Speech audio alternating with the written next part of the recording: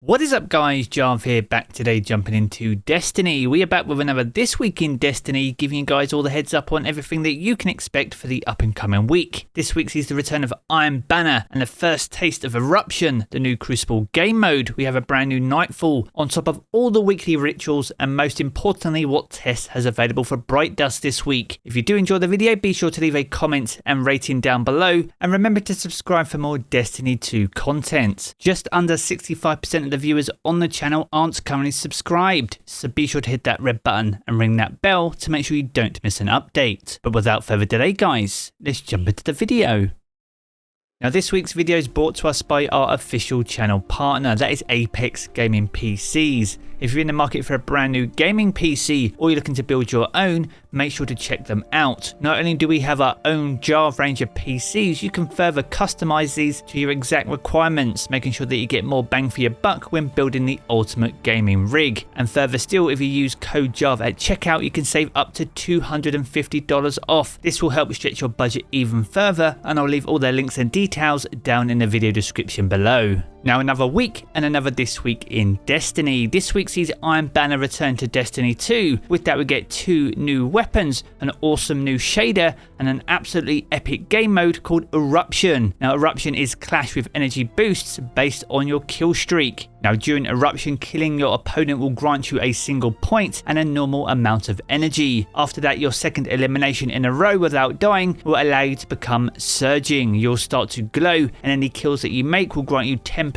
super energy, as well as 20% energy towards your grenade, melee and class ability. Now if you're able to go on a 5 kill streak, you'll become primed, you'll glow extremely brightly, and your team will be able to go on a hunt. Your entire team will gain 5% super and 10% ability energy, and you'll also gain 12% super and 40% ability energy per kill, and any kills that you make will grant the team 3 points. Now it's important to remember that when you're primed you have a 15-second timer, and when that timer reaches 0 you will erupt, and erupting will kill anything in close proximity, as well as resetting your streak and ending the team's hunt. But if you can get any kills whilst you're primed, this will reset the eruption timer back to 15 seconds. Whilst in this state though, you will be marked for both teams so everyone can see exactly where you are. The other team will get 3 points for killing you, and on top of that, more than one player can be primed at any one time. Now if that wasn't enough, there's 2 brand new weapons to earn. We have the Allied Demand, a new kinetic sidearm, on top of the Roar of the Bear, a returning rocket launcher which has some awesome new perks. There's also a brand new shader called Tortured Ivory. All of these can be earned from Iron Banner packages or by ranking up Lord Saladin over in the tower. And further still, on top of that, Iron Banner is also one of the best sources for pinnacle loot. So if you're still on the power grind in Season of Plunder, make sure to jump in,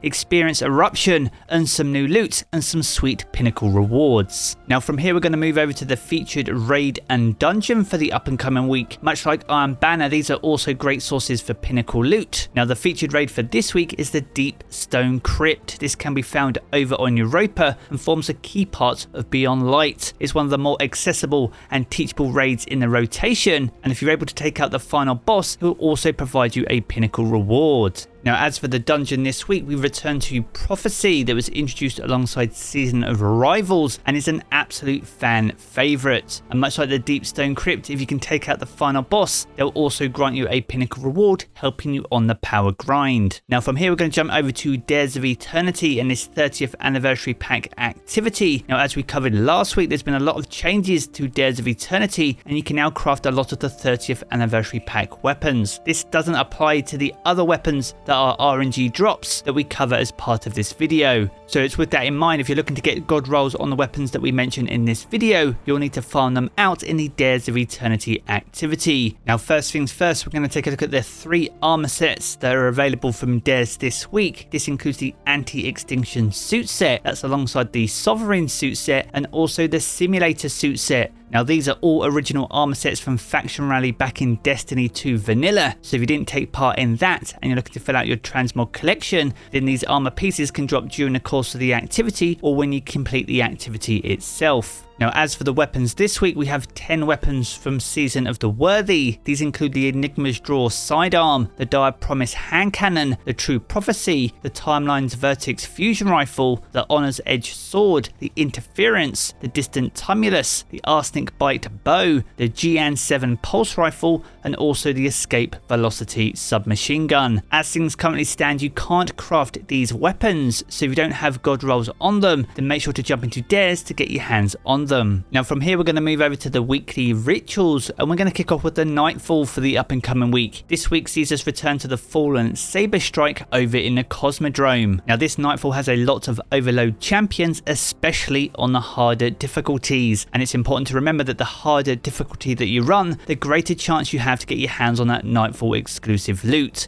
As things currently stand, we're still working out the rotation for all the Nightfall exclusive rewards, but as soon as we have absolute confirmation, I'll be sure to add it to the pinned comment down in the comments below. Now from here we're going to move over to the Crucible Rotator, and this week sees Momentum Control return alongside Iron Banner. Both of these activities will help level up Lord Shaxx over in the tower, earn those rank up packages, and take you one step closer to earning the ritual weapon for this season. Now from here we're going to move over to seasonal challenges for week 3 of Season of Plunder, and there are 10 new challenges this week. We have Antiquarian 3, so here you need to return the 3rd relic to the helm whilst also defeating Cabal, and defeating them with finishers will grant you bonus progress. That's alongside Sextant Navigation 1, so here you need to collect map fragments and treasure coordinates during Season of Plunder, and you earn map fragments in Ketch Crash and the treasure coordinates through ritual activities. Next we have Ketch Crasher 1, so in Ketch Crash you need to destroy shield generators in the maintenance bay, hack terminals in the treasure hoard, and destroy storage tanks in the ether storage. And that's alongside Cannonade, and here you need to defeat targets with machine guns, and defeating combatants in expeditions and defeating guardians will award bonus progress. Next we have Nessus activities, so over on Nessus you need to earn progress by completing bounties, patrols, public events, and lost sectors. Next up we have Power Broker, so here you need to reach power level 1570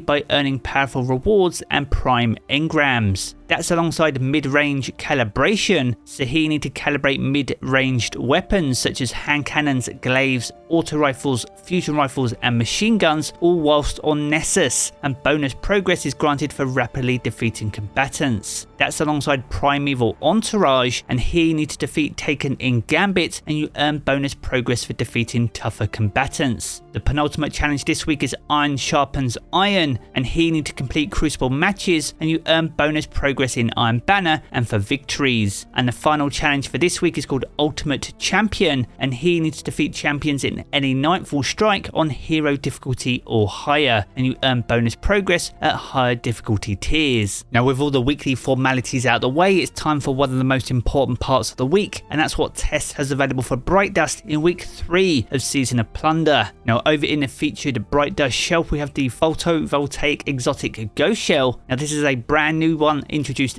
this season and has been available for 600 silver, but you can pick it up this week for 2,850 Bright Dust. Next up we have the Exosporangian Exotic Ship. This was introduced as part of Season of the Haunted, so if you missed out on this last season you can pick it up this week for 2,000 Bright Dust. Alongside that we have the Ossified Entrance, the legendary Transmat effect that you can pick up from Season of the Chosen, and this will set you back 450 Bright Dust this week. And this week sees a brand new shader called Cursed Azure. This was actually available in week 1, so if you missed out on this you can pick it up this week for 300 Bright Dust. Now over in the main Bright Dust store we have a exotic emote called Another. This was introduced in Season of the Worthy, so if you missed out on this one you can pick it up this week for 3,250 Bright Dust. That's alongside a legendary emote called Buzz Off. This was introduced in Season of the Haunted, so once again if you missed out on this last season you can pick it up this week for 700 Bright Dust. That's alongside an exotic sparrow called the Halcyon Visage, a very retro themed sparrow indeed that was introduced back in Season of the Hunt. So if you missed out on this one, this will set you back 2,500 Bright Dust this week. Next up we have the Synchrotron Advancer, another exotic ship. This one was introduced in Season of the Chosen, a very popular one this, so if you missed out on it, this will set you back 2,000 Bright Dust this week. Now next up we have exotic armor ornaments, and these will vary depending on which class of guardian you visit tests with. For you hunters you have one for the Shinobi's Vow called the Mantle of Remembrance. For you titans you have one for the Helm of Saint 14 called the 14th Anamnesis. And for you warlocks you have one for the Skull of Diam Amankara, and this is called the Want of Lies and Wishes. Now these were all introduced in Season of Dawn, so if you missed out on these, each one will set you back 1500 bright dust this week. The penultimate item on offer is a ghost projection called Pegasus. Now this was introduced in Season of Chosen as well, so if you're collecting, this will set you back 1500 bright dust this week. And the final item on offer is an exotic weapon ornament for the Huckleberry, and this is called Snakebite. This was introduced in Season of the Haunted, so if you missed out on this one, then you can pick it up this week for 1250 bright dust. So there we have it guys, a good look on everything that you can expect in week 3 of Season of Plunder. If you've enjoyed this video, be sure to check out one of the 2 videos you see here in these cards for more Destiny 2 content. And if you want to keep up to date with everything to do with Destiny 2, then be sure to hit subscribe as well. I'm going to jump back into the game as always guys, and I will catch you all again very soon.